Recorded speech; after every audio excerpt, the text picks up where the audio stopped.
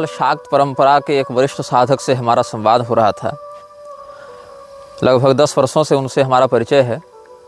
श्री विद्या के अच्छे उपासक हैं, सोशल मीडिया पर भी अच्छी सक्रियता रखते हैं, लेकिन अंतर्मुखी हैं।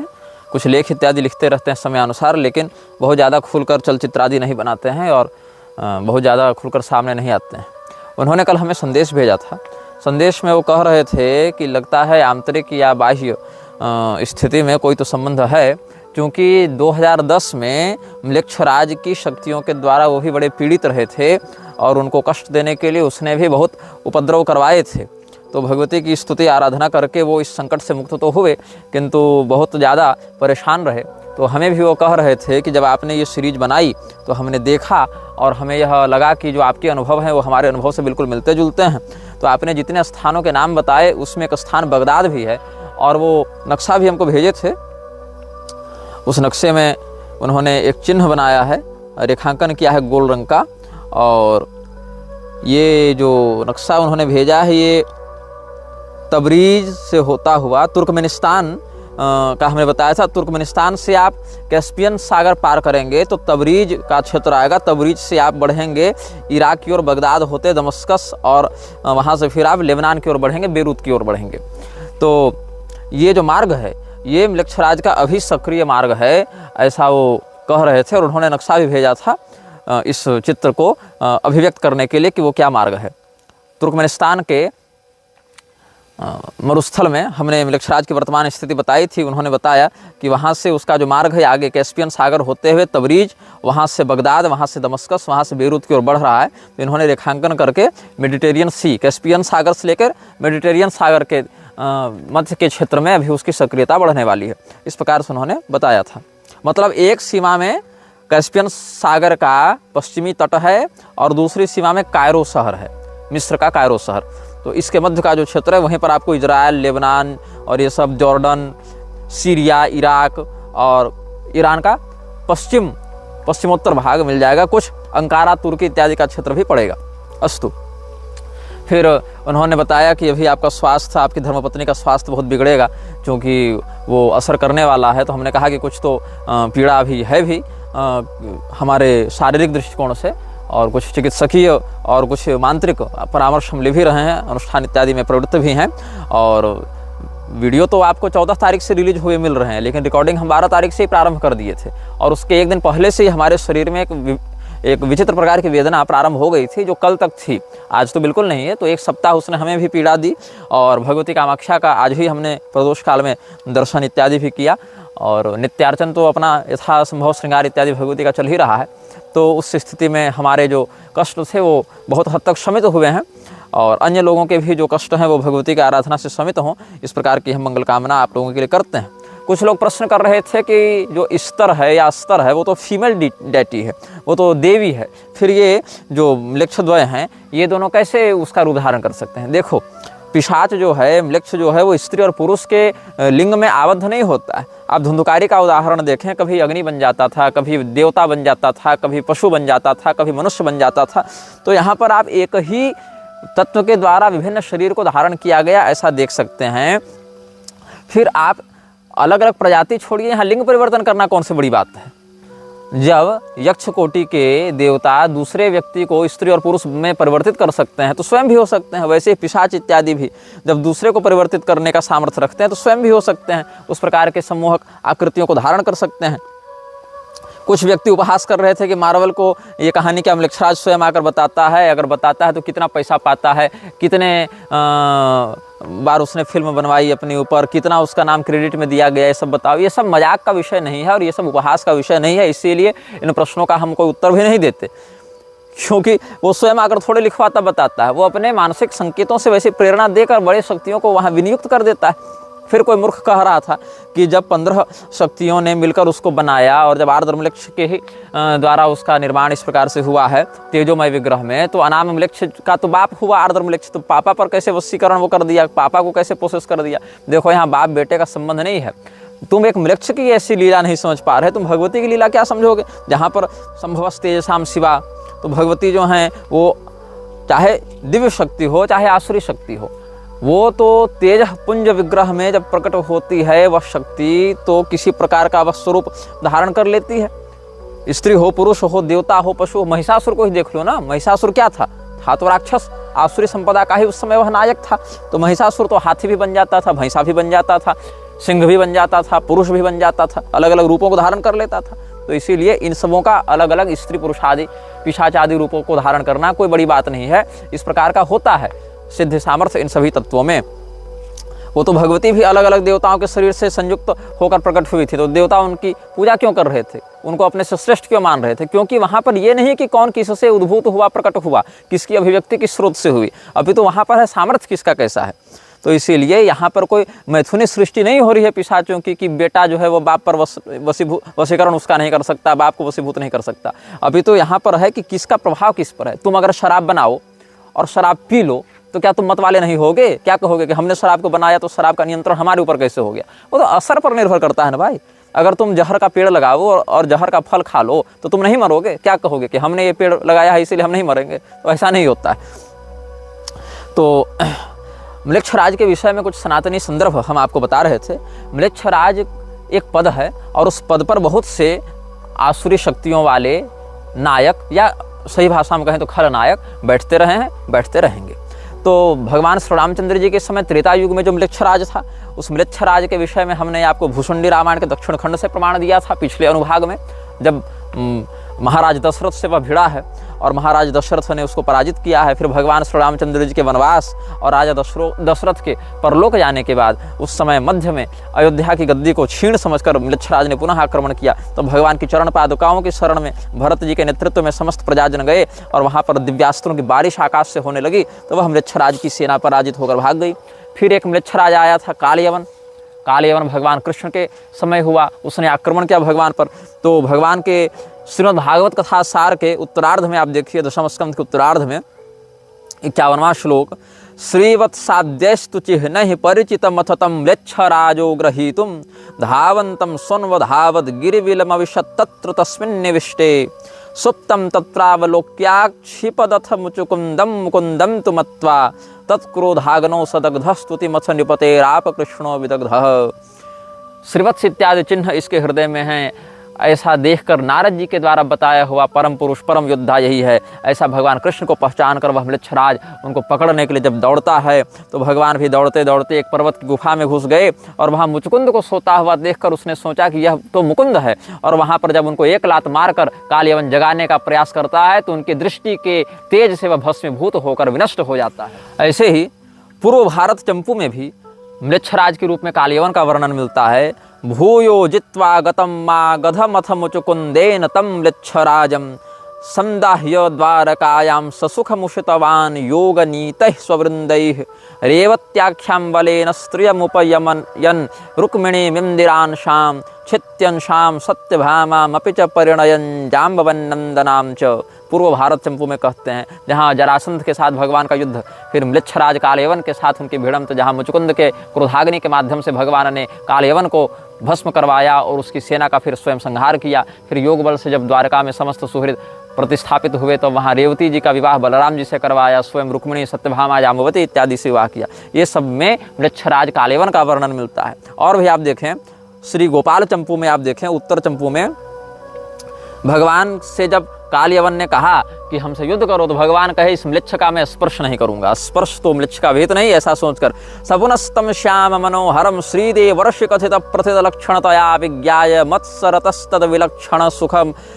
मप्यवज्ञाय निरस्त्रेण तेन निरस्त्र एव युत्साम चकार। जब कालयवन ने देखा म्लेच्छराज ने कि ये जो कृष्ण है ये तो देवर्षि नारद का बताया हुआ सारा लक्षण इसमें दिखता है, तो यह हमारे टक्कर का योद्धा हो सकता है। भगवान तो मानता नहीं था, वो ना म्लेच्छ था तो क्या भगवान मानेगा।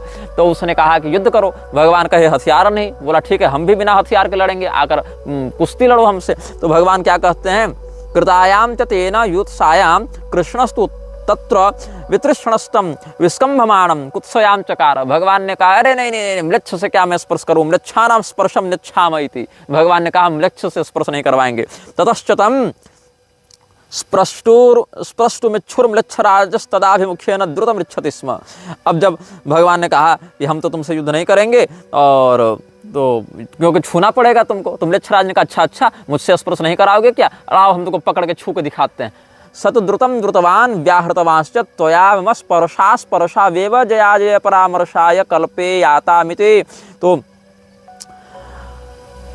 भगवान जो है वो कहे कि देखो म्लेच्छ का मैं स्पर्श नहीं करूंगा, तो इस शर्त पर हम युद्ध करते हैं। यहाँ पर जो है वो एक शर्त का हम यहाँ पर प्रयोग करेंगे, एक प्रतिज्ञा युद्ध करते हैं कि हम भागेंगे और अगर तू मुझे पकड़ ले, मुझे छू ले, तब फिर तू जीत जाएगा। तो कहा म्लेच्छराज ने कि चलो ठीक है।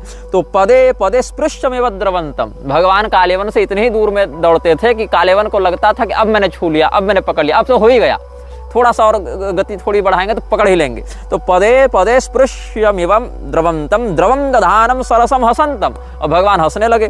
तो अनुद्रवन कृष्ण उपद्रवत्स प्लुतम दधद विप्लुत शक्तिरासीत। तो जो कालेवन जो है वो शक्तिहीन हो गया, थक गया बेचारा। तो तिस्रः कोट एता यवनानाम तत्र सांद्रता मापुः तद्राट चानुद्रुतवांश तदपि बकारिर्न केनचित् स्पृष्ट। तो कालयवन ने अपने 3 करोड़ योद्धाओं को कहा कि अरे देखो इसको पकड़ो, पहले तुम लोग इसको पकड़ो, इसको हम छुएंगे, हम जीत जाएंगे। तो 3 करोड़ सैनिक भी भगवान को घेरने का प्रयास करने लगे, लेकिन बकासुर को मारने वाले भगवान को कोई न पकड़ सका, कोई न छू सका। तो फिर भगवान वहां से भागते हुए, कालयवन कितना भी भगवान का तिरस्कार किया, कितना भी कालयवन ने भगवान को फटकारा, ललकारा, दुत्कारा, मतलब उलाहना दी कि अरे यदुवंशी होकर कैसे भागते हो, लेकिन भगवान उस दिन ईगो में कोई बात नहीं लिए, बोले पहले इसको मारेंगे तब। तो कैसे मारेंगे? तो ततश्च दक्षिणा हि मथुराया लक्षितं पश्चिमेन धवलनगरं गिरिमनु सज्य तेन तर्जमानोत्यदरी तद्दरी मवरीकृत्य कृत्य मनोवरीयान् केशवस्तविवेश तन्निरोधाय तदैवेच्छन् म्लेच्छराजश्च तमधुना कुत्र वर्क्षितेति भरतस्वयं ननुविवेश। जब भगवान एक पर्वत की गुफा में घुस गए तो म्लेच्छराज पीछे से हंसता हुआ कहता, अब गुफा के बाद कहाँ भागोगे, अब तो मेरी पकड़ में आ गया तू, ऐसा कह के अंदर घुसा। तो देखता क्या है कि कोई वहाँ पर पुरुष सो रहा है और बड़ा सुंदर एकदम लंबी चादर तान के सो रहा है। तो उसने सोचा कि कहीं यही तो नहीं हमारा शत्रु है जो इतनी दूर से भगाकर हमको लाया है। तो भगवान ही यह सोए हुए पुरुष के रूप में है ऐसा समझकर एक लात लगा दी और इक्ष्वाकु वंशी महाराज मुचुकुंद के नेत्र की ज्वाला से वह भस्म हो गया। वो सोता हुआ पुरुष मुचुकुंद थे, जो पहले देवताओं के सेनापति थे, रिटायर्ड जनरल साहब थे। जनरल साहब को जाकर लात मारी, जनरल साहब फौज के आदमी देखे क्रोध से तो मर गया। तो म्लेच्छराज तो त्रेता युग में भी हुआ करता था, सतयुग इत्यादि में भी जो वेन इत्यादि हैं जिन्होंने म्लेच्छों का ही शासन बढ़ाया, जो शुक्र नीति में हमने म्लेच्छों की लक्षण वार्ता बताई थी, तो वेन इत्यादि भी म्लेच्छों के ही प्रसारण में अधिक ध्यान दिए हैं। राजा सगर इत्यादि भी म्लेच्छों से बड़ा युद्ध किए हैं। भगवान श्री रामचंद्र जी के समय भी इस प्रकार का हम प्रमाण दे चुके, भगवान कृष्ण के समय भी ऐसा प्रमाण हम दे चुके हैं। और एक आपको ग्वालियर प्रशस्ति इतिहास में देखने को मिलेगी। वहाँ पर नागभट्ट प्रथम के समय भी म्लेच्छराज की सेना की एक टुकड़ी ने आक्रमण किया था और नागभट्ट प्रथम था प्रतिहार वंश का राजा, और उसने वहाँ पर रोका है। प्रतिहार का काम है ड्योढ़ीवान, मतलब दरवाजे के अंदर घुसने नहीं देंगे। तो म्लेच्छराज की सेनाओं को भारत में घुसने नहीं दिया प्रतिहार वंश के राजा नागभट्ट प्रथम ने। तो इसका वर्णन आपको मिलेगा ग्वालियर प्रशस्ति इत्यादि जो शिलालेख इत्यादि उपलब्ध होते हैं, वहाँ ये सब आपको प्राप्त होंगे। कहीं कहीं म्लेच्छराज का नाम मिच्छराय के नाम से ही मिलता है अपभ्रंश में। तो अभिधान राजेंद्र इत्यादि जो कोश हैं वहाँ पर मिच्छराय को म्लेच्छराज का पर्याय माना गया है। ये सब भी जैसे कल हमने म्लेच्छमापति बताया था, वैसे ये मिच्छराय जो है वह म्लेच्छराय शब्द का ही पर्याय है। इन सभी प्रकार के शब्दों से भी ये सब प्रमाण प्राप्त होते हैं। अब शुक्राचार्य जी ही म्लेच्छराज हैं या उसके गुरु हैं, ऐसा जो कुछ लोग कह रहे थे, उनको यह समझना चाहिए कि वस्तुतः शुक्राचार्य जी ही अपने अपर रूप से बृहस्पति का स्वरूप धारण करके देवताओं का मार्गदर्शन भी करते हैं। ऐसा महाभारत से स्पष्ट है। भृगो पुत्र कविर विद्वान शुक्र कविशुतो ग्रह त्रैलोक्य प्राण यात्रार्थम वर्षा वर्षे भया भये स्वयं भुवा नियुक्त सन भुवनम परिधावती। महाभारत से बता रहा हूँ। योगाचार्यो महाबुद्धिर दैत्यानाम अभवत गुरु सुराणाम चापि मेधावी ब्रह्मचार्य तव्रतः तस्मिन् नियुक्ते विधिना योगक्षेमाय भार्गवे। ये सब जो शास्त्रीय उदाहरण है उनके आधार पर यह समझना चाहिए कि म्लेच्छराज बिल्कुल अलग तामसी शक्ति है और शुक्राचार्य परम विद्वान सत्वनिष्ठ जितेंद्रिय महर्षि हैं। दोनों में सिद्धांत की दृष्टि से कोई साम्यता नहीं है।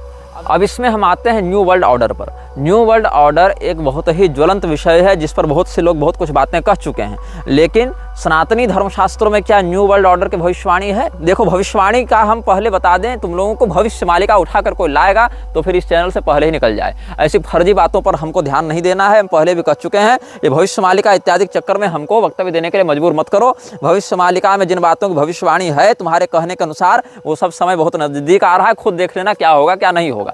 तो न्यू वर्ल्ड ऑर्डर की भविष्यवाणी विष्णु पुराण में प्राप्त होती है। वहां पर क्या कहते हैं?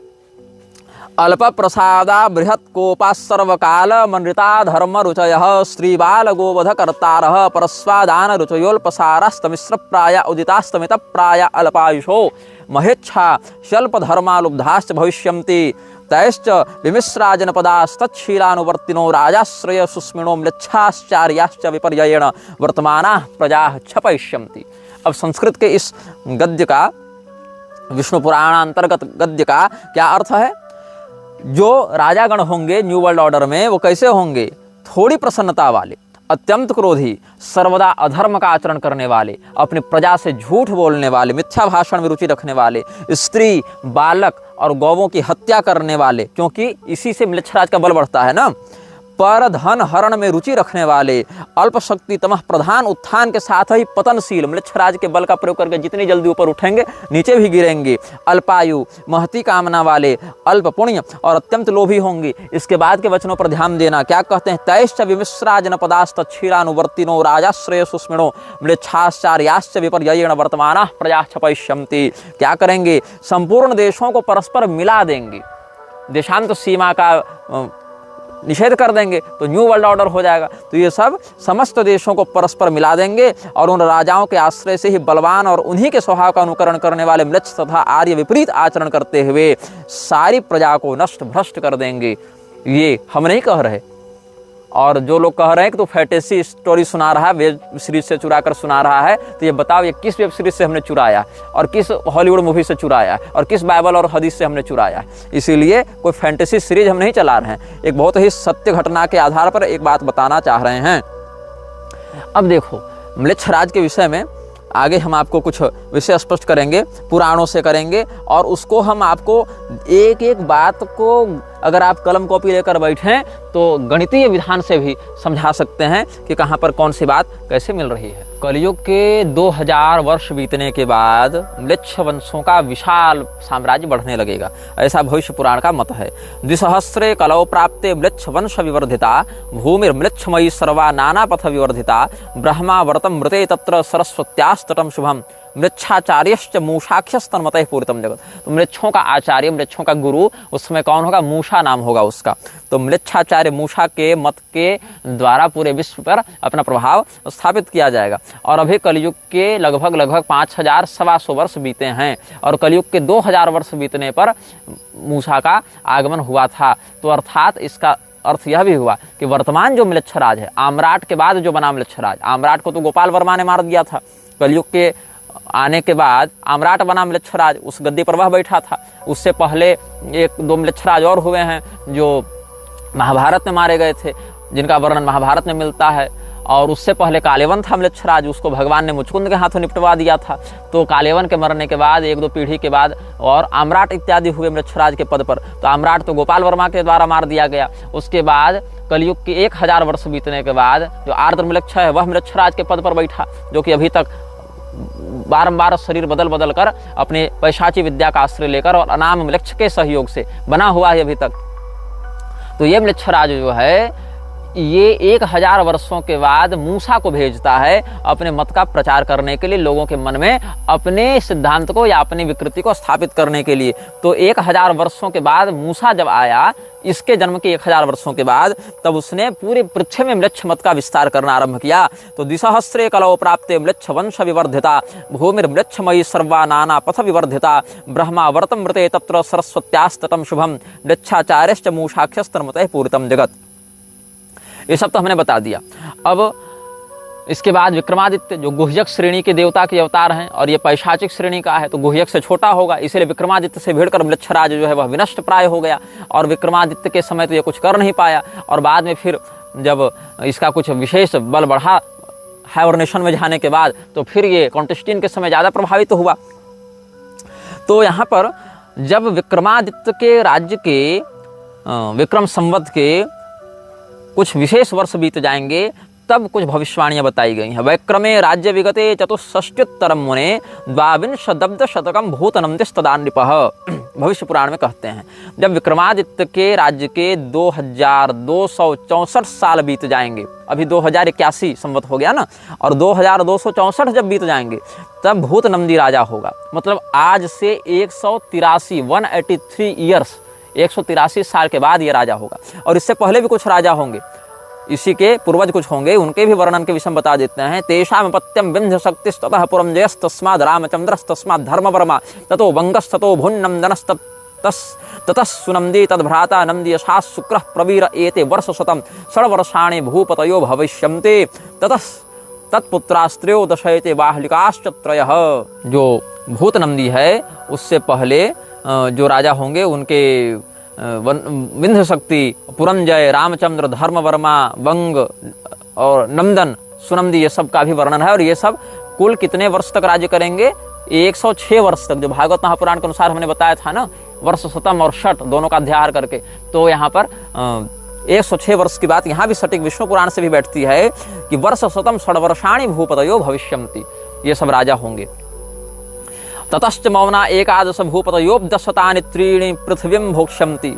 और उनसे पहले 300 साल तक एकादश मौन नरपति, मतलब राजा तो होंगे लेकिन राजा के रूप में उनकी प्रतिष्ठा नहीं होगी, शासन तो कर ही लेंगे लेकिन राजा के रूप में अभिषिक्त नहीं होंगे। तो मौन नरपति 11 होंगे। और ब्रह्मांड पुराण इत्यादि के मत से मौन नरपतियों की संख्या अलग अलग पुराणों में कहीं कहीं 18 भी बताई गई है, तो कहीं कहीं 11 और कहीं कहीं 18 इस प्रकार से बताई गई है मौन नरपतियों की संख्या। तो मौन नरपति कितने समय तक शासन करेंगे? तो ततश्च मौना एकादश भूपतयोपदशतानि त्रीणि पृथ्वीं भोक्ष्यन्ति, विष्णु पुराण के अनुसार। तो 300 वर्षों तक मौन नरपतियों का शासन रहेगा।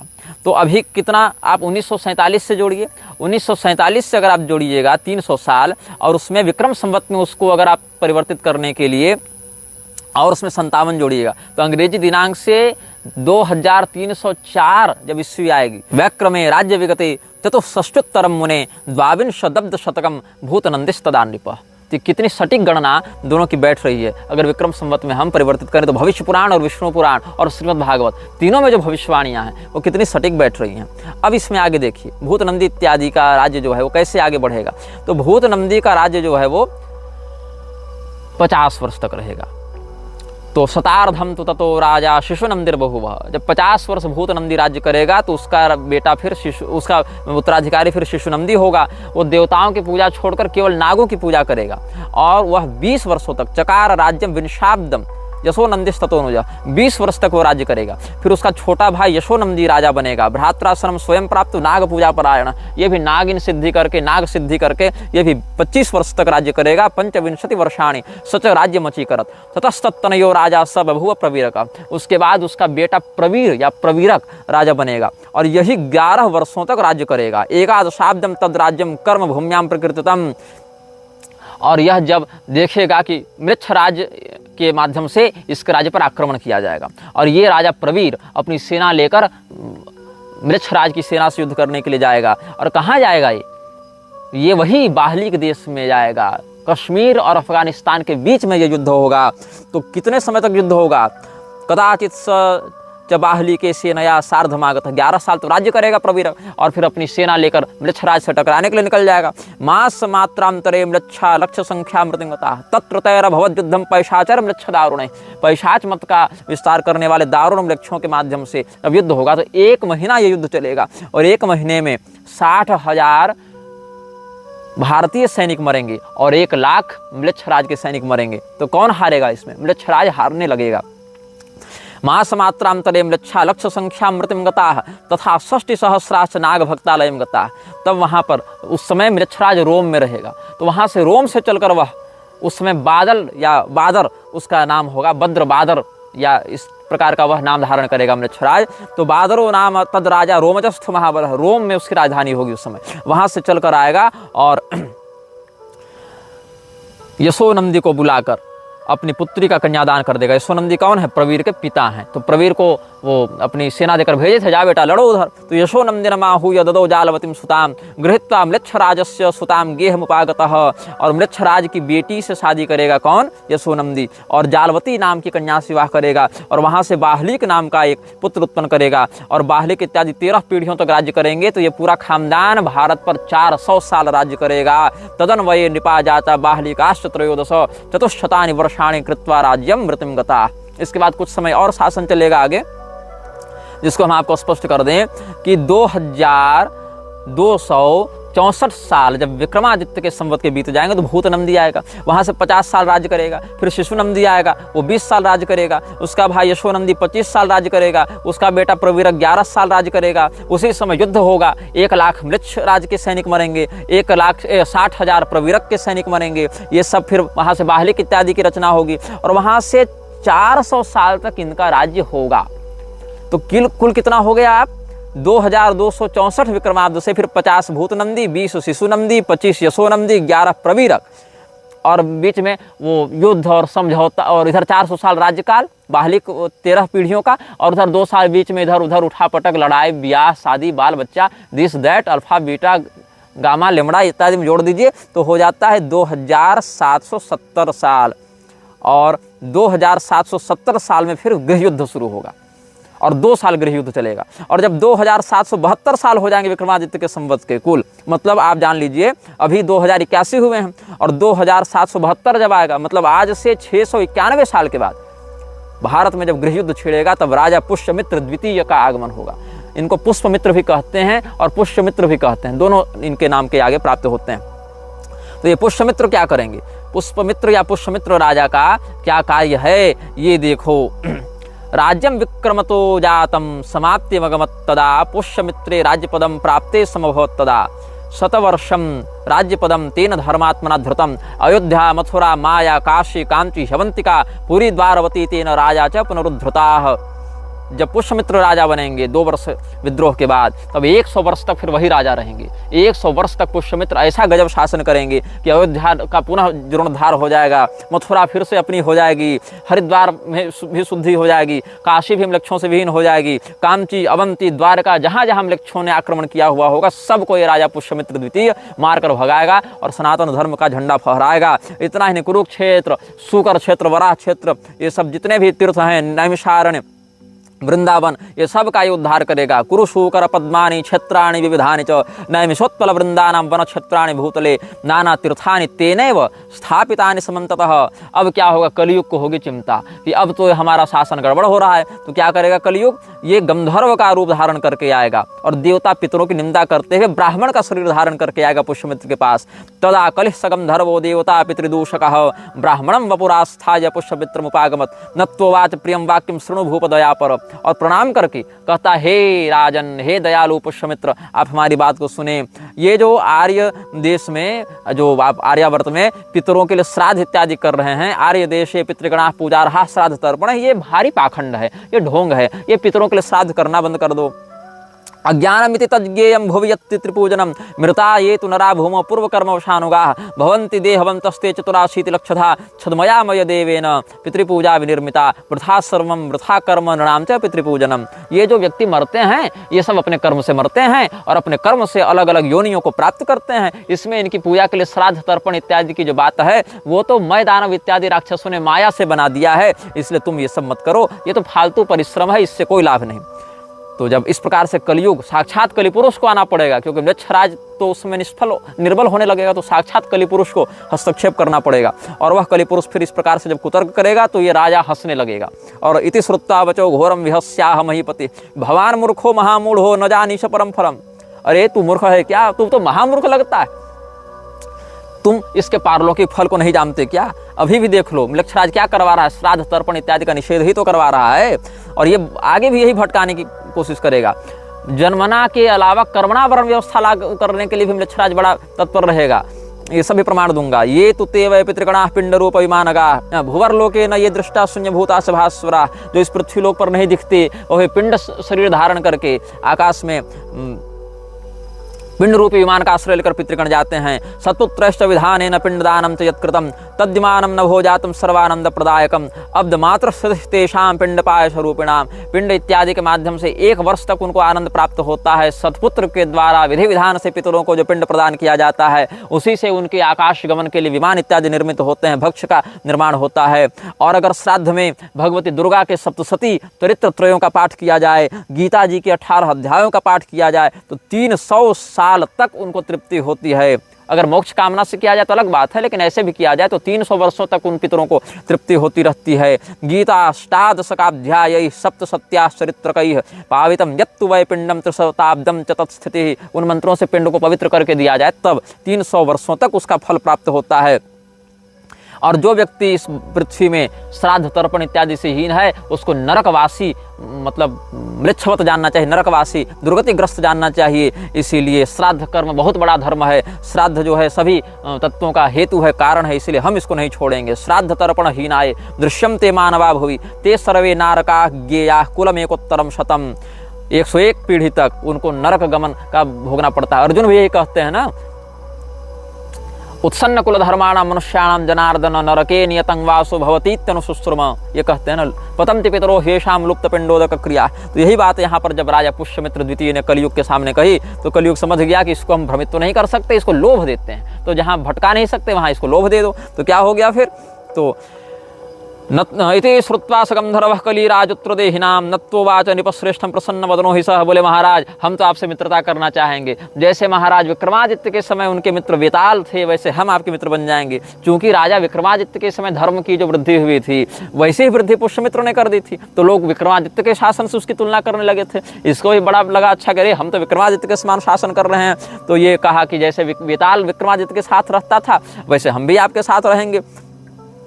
तो इसीलिए आप पुष्यमित्र हैं, आप कलि मित्र बन जाएं, कलियुग के मित्र बन जाएं। तो बोले हमको क्या लाभ होगा? बोले सुनो, नत्वोवाच निपश्रेष्ठं प्रसन्न वदनो हि सः सदा भव ममाशुत्वं तवाहम निपकिंकर। हम आपके मित्र और आपके दास दोनों रहेंगे। कलिमित्रः पुष्यमित्रो भवान भुवि भवेत् सदा यथा विक्रमराजस्य वैतालस्य च वै सखा सर्वकार्यकरो हम वै तथा तव न संशयः। इत्युक्त्वा च निपं धीरं समादाय स वै कलिः सप्तद्वीपान् तथा खण्डान् नभो मार्गान् अनेकशः स्वपृष्ठस्थाय राज्ञे च दर्शयामास वीर्यवान् आर्यधर्मं कलौ स्थाप्य नष्टभूतं स वै नृपः। जैसे विक्रमादित्य की मित्रता बेताल से थी और बेताल उनके आदेश के अनुसार सारा काम भी कर देता था, वैसे हम भी आपका सारा काम भी कर दिया करेंगे, आपके मित्र भी होंगे। और आपको क्या चाहिए केवल आप बोलिए, केवल डिमांड तो कीजिए महाराज, जो चाहिए सब देंगे आपको, सब कुछ प्रकार से आपको सुख सुविधा भोग विलास देंगे। ऐसे आपके पास बहुत बड़ा साम्राज्य है, लेकिन और भी कुछ दिव्य आपको चाहिए तो हमारी पीठ पर बैठिए, हम आपको दिखाते हैं। तो पूरी पृथ्वी में जो है ये कलियुग पूरे आकाश मार्ग में उसको पीठ पर बैठाकर दिव्य ऐश्वर्य दिखाएगा और राजा वहीं मोहित तो हो जाएंगे। और आर्य धर्म की प्रतिष्ठा तो उस समय तक कर चुके होंगे, लेकिन फिर वो नष्ट हो जाएंगे। कलयुग से मित्रता करने के कारण वो ज्योति स्थापित कर लेंगे अपने हृदय में। तो ये सब बातें कलयुग और मृच्छराज और भारत की सभ्यता संस्कृति से कितनी स्पष्ट रूप से जुड़ी हुई हैं। एक एक वर्ष का हिसाब बताकर ऋषि महर्षि बता गए हैं। और तुम लोग कैसे हो जो यहाँ पर कहते हो कि प्रक्षिप्त है और तुम हॉरर स्टोरी सुना रहे हो और वेब सीरीज से चुरा चुरा कर सुना रहे हो? ऐसी कोई बात नहीं है। थोड़ा सा तुम विवेक का प्रयोग करोगे तो सारी बातें तुमको समझ में आने लगेंगी। आपको हमने वराह पुराण के अनुसार बताया था कि भारत में म्लेच्छराज जब रेगिस्तान के रास्ते से घुसना चाहता था तो लोहारगल तीर्थ में उसको स्तंभित किया गया था। और स्थानम लोहारगलम नाम म्लेच्छराज समाश्रितम क्षणम चापि न मुंचामि एवमेतन्न संशयः। तो वराह पुराण में वराह भगवान कहते हैं कि मैं लोहारगल क्षेत्र को छोड़कर जाता नहीं हूँ, क्योंकि लोहारगल क्षेत्र म्लेच्छराज के अधिकार में आ गया है, इसलिए वहाँ पर हमको रहना पड़ता है। तो ये कब तक रहेंगे? जब तक कली अति कली में परिवर्तित न हो जाए। कलयुग का जब विशेष प्रभाव होगा, मतलब 10,000 वर्ष जब कलयुग के बीत जाएंगे, उस समय भगवान जगन्नाथ भी इस पृथ्वी का विसर्जन करके चले जाएंगे। तुलसी और शालग्राम, ग्राम देवता, ये सब उस समय चले जाएंगे। तब म्लेच्छराज जो है उसकी शक्तियाँ विशेष करके आज़ाद होंगी। विशेष करके हो सकता है कि ये म्लेच्छराज न रहे उस समय, हो सकता है ये म्लेच्छराज जो है वो पुष्यमित्र इत्यादि के द्वारा जब उसका प्रभाव नष्ट कर दिया जाएगा तो कुछ वहाँ भी टकराहट हो सकती है, तब कलि पुरुष को हस्तक्षेप करना पड़ेगा।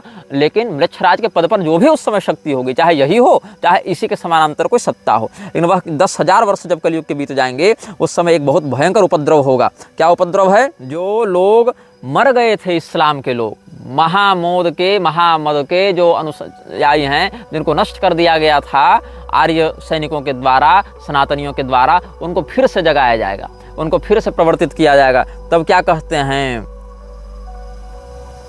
चिरकाल से जो तदन्वये सार्धशत मयुताब्दांतरे भवत महामदमतम घोरम चिरकालाद विनाशितम तैः पुनश्चोद्धृतम भौमो सर्वे म्लेच्छा बभूविरे न वेदाश्च न देवाश्च न वर्णाश्च कलौ युगे दृश्यन्ते न च मर्यादा कलिकाले तदन्वये द्विजशेषाः सहस्राश्च पुनरर्बुदमूर्धनि द्वादशाब्दं प्रयत्नेन देवानाराधितुं क्षमा अर्बुदाश्च भूतो राजन्यः खड्ग चर्मधृक् चित्वा म्लेच्छां दुराधर्षान् नाम्ना चार्वबलिः भूत पञ्चयोजनमाना स भूमिरात्मविवृद्धये निर्मिता तेन शुद्धेन नाम्ना चार्वपुरी स्मृता शनैः शनैरारिकुलं पुनस्तत्र ववर्धः। और क्या होगा? शतार्धाब्दं प्रयत्नेन तेन राज्यं महत्कृतं तदन्वये सार्धशतं नृपाश्चा संस्तदा मुने अयुताब्दांतरे वीरा म्लेच्छमित्राश्च शंकरा म्लेच्छकन्योद्वहा घोरा नाम मात्रार्यमार्गगा तदा मलयदेशस्थैर् म्लेच्छैर्लक्षप्रमाणकैः आर्बुदार्यैः समं युद्धमभवल्लोमहर्षणम् वर्णमात्रांतरे जित्वा मालवस्था महाबलाः मण्डलिकपदातेश्च मुक्तमार्गैः समं ततः ४० वर्षाणि जगति तले म्लेच्छ भूपाश्च शतशो बभूः स्वल्पजीविनः २५ तेषां संख्या च भूभुजां ये तु पुण्या महीपाला पूर्वजन्म तपोद्भवाः तेषां लीला च मुनिभिः पुराणेषु प्रकृतिता नाना संवत्कराः सर्वे पैशाचा धर्मदूषकाः भवत्यब्द सहस्राणि व्यतीतानि कलौ युगे जाता म्लेच्छमयी भूमि रलक्ष्मिस्तु जने जने। यहाँ पर अक्षर जो है वो कटा हुआ था, तो यहाँ पर अर्थ से समझना चाहिए रलक्ष्मिस्तु जने जने। तो अर्थ क्या है इन बातों का? सामान्य अर्थ हम आपको बता दे रहे हैं। 150 राजाओं ने 10 सहस्र वर्ष तक मोहम्मद के मृतकों को जो घोर एवं चिरकाल में विनष्ट हो गए थे अपना कर राज्य का उपभोग किया। उन्होंने अपने उस मत का पुनः विस्तृत प्रचार करना आरंभ किया, जिससे पृथ्वी के सभी लोग म्लेच्छ होने लगे। भविष्यत गति का ही वर्णन है, लेकिन भूतकालिक गति से है। जैसे कल की पुराण में भूतकाल की ही भाषा में त्रिकालदर्शी ऋषियों ने सब लिखा है ना, उनके लिए फिर काल का प्रतिबंध नहीं रह जाता है।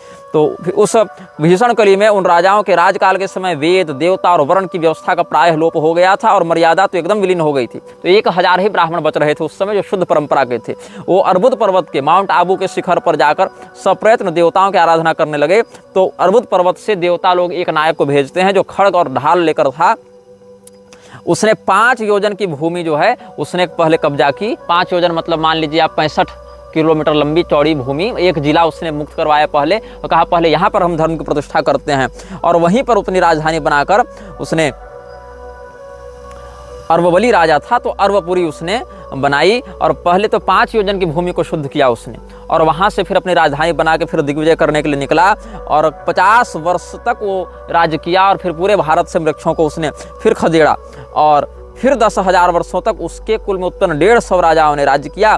और 10,000 वर्ष तक जब इस प्रकार की स्थिति कुछ ठीक ठाक रही या रहेगी, यहाँ भविष्यत गति से आप समझें इस बात को, तब फिर लोग वही भटक जाएंगे। तो म्लेच्छों की कन्याओं से विवाह करने लगेंगे, और जो आर्य मार्ग के अनुयायी लोग रहेंगे वो म्लेच्छों से मित्रता कर लेंगे, म्लेच्छों की लड़की से विवाह करने लगेंगे। आज भी नहीं देखते हो, कोई हिंदू अगर मुसलमान की लड़की से विवाह कर ले तो उसको बहुत हीरो के समान दिखाया जाता है। वाह देखो, एक मुसलमान की लड़की को हिंदू बना लिया। अरे मूर्खो, तुम म्लेच्छराज के ही काम को सीधा कर रहे हो, साध रहे हो। और उस समय क्या होगा, जब ये लोग अपने तपोबल से क्षीण होने लगेंगे, तब 1 लाख म्लेच्छ आक्रमण करेंगे एकजुट होकर, और फिर वहाँ पर भयंकर युद्ध होगा। और भयंकर युद्ध में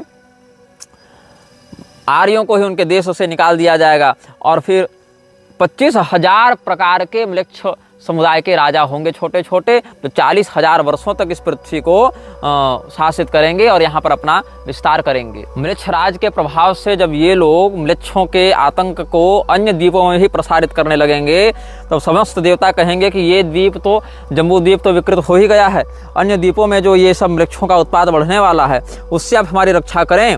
तो भगवान वहाँ पर क्या करेंगे, फिर जो विश्वकर्मा हैं उनके माध्यम से एक सुरक्षा कवच का निर्माण करवाएंगे। देवराजेंद्र के आदेश से विश्वकर्मा जी ने एक दिव्य यंत्र बना दिया है, 7 समुद्र में उन यंत्रों को स्थापित किया है, ताकि जो मनुष्य है वो एक द्वीप से दूसरे द्वीप पे न जा सके। यहाँ जम्बू द्वीप के 7 समुद्र नहीं है, ये सब पैसिफिक और इंडियन ओशन और आर्कटिक ओशन, ये सब यहाँ पर बात नहीं हो रही। यहाँ पर जम्बू द्वीप से पुष्कर द्वीप के मध्य की बात हो रही है। तदा तो भगवान चक्रो विश्वकर्मा नाम ब्रवीत भ्रमिश्च नाम यंत्रो यम संस्कृतः सप्त सिंधुषु त्वया विरचितस्तात तत्प्रभावान् नरा भुवि अन्यखंडेन गच्छन्ति स च यंत्रस्तु मायिना मयेन भ्रंसितो भ्रात्रा म्लेच्छैः सार्धं समन्ततः सप्तद्वीपेषु यास्यन्ति मनुजामवैरिणः। तो विश्वकर्मा जी के द्वारा जो बनाया गया यंत्र था, अवरोधक था, जो बैरियर था, उसको मैदानों ने अपनी माया से नष्ट कर दी थी। उसके कारण म्लेच्छराज जो है उसके सैनिक अन्य द्वीपों में भी विचरण करने लगे थे। और इसीलिए आप कोई दूसरी अपडेटेड मशीन का निर्माण कीजिए, कोई दूसरा यंत्र बनाइए। तो अब इस बार इति श्रुत्वा विश्वकर्मा दिव्य यंत्र मचीकरत तेन यंत्र प्रभावेन भ्रमितास्ते बभूविरे भ्रमि यंत्रान महावायुर्जातो मृच्छ विनाशकः तदा योरभवत् पुत्रो वात्यो वात्या समुद्भवः दैत्य यक्षांश्च पैशाचं जित्वा ज्ञानमयो बली ब्राह्मणा क्षत्रिया वैश्यास्त्रिवर्णास्तेन सत्कृताः बलान् म्लेच्छान् वर्णमयान् कृत्वा वात्यो महाबलः। जब भगवान विश्वकर्मा ने एक दिव्य यंत्र बनाया तो उसको कैसा बनाया, पंखे के समान घूमता हुआ बनाया और उससे हवा सामने टकरा कर निकल रही थी। और वो जो लोग म्लेच्छराज के सैनिक अंदर घुसने का प्रयास करते हैं वो सब उस यंत्र के प्रभाव से बाहर ढकेल दिए जाते थे। भविष्य में भी ऐसा होगा और भूतकाल में भी अन्य मनवंतर कल्पों युगों में इस प्रकार का एक बार घटनाक्रम हो चुका है। इसीलिए भविष्यकालिक गति को भी भूतकालिक भाव से आचार्यगण त्रिकालदर्शिता के कारण वर्णन कर देते हैं। तो वो जो हवा चलती है उस हवा के वेग से मृच्छ के समुदाय वाले सब पीछे उड़ उड़ कर जाते हैं और उस वायु के घर्षण से एक वात्य नामक पुत्र का भी प्राकट्य हुआ था। और उस वात्य नामक पुत्र ने फिर जो वायुपुत्र था उसने समस्त मृक्षों को जीतकर फिर से वर्ण इत्यादि की व्यवस्था को सुदृढ़ किया था। तो जैसा कि हमने बताया कि पुष्यमित्र इत्यादि जो राजा हुए हैं वो सब भारत में 2772 विक्रम संवत के समय राज्य प्रारंभ करेंगे और पुष्यमित्र का राज्य 100 वर्षों तक रहेगा। ये सब हम आपको बता चुके हैं। पुष्यमित्रस्तदा जित्वा सर्वपूज्यो भवद्भुवि सप्तविंशच्छतं वर्षं द्विसप्तत्युत्तरं तथा राज्यं विक्रमतो जातं समाप्तिमगमत्तदा पुष्यमित्रे राज्यपदं प्राप्ते स्म भवत्तदा।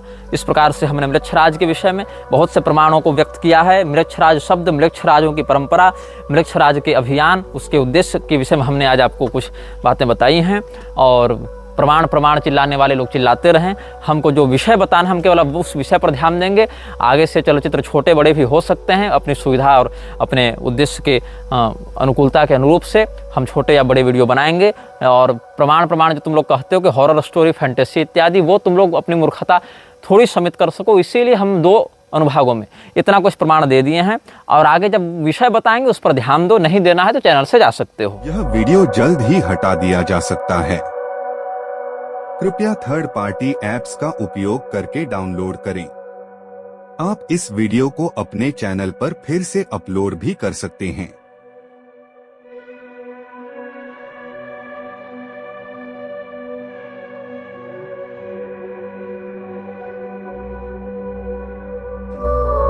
This video may get deleted soon. Please download using third party apps. You may also re-upload this video on your channels. Thank you.